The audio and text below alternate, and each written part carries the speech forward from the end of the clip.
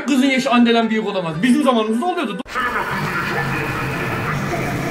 Ne demek kızın yaşı anneden büyük olamaz? Bizim zamanımızda oluyordu. Dur olsun namazı yiyip namazı koyup elinde şeyini zık vermedi. Ne demek kızın yaşı anneden büyük olamaz? Bizim zamanımızda oluyordu.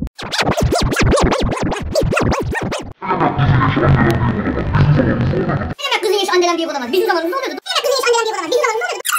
Ne demek kızın yaşı anneden büyük olamaz? Bizim zamanımızda oluyordu. Ne demek kızın yaşı anneden büyük olamaz? Bizim zamanımızda oluyordu. Ne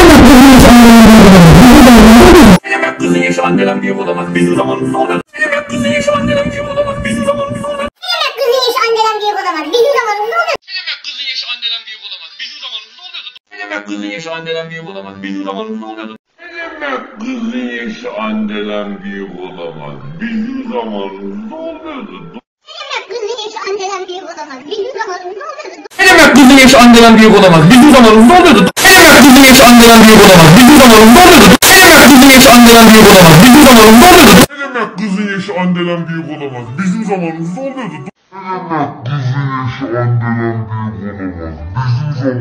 oluyordu.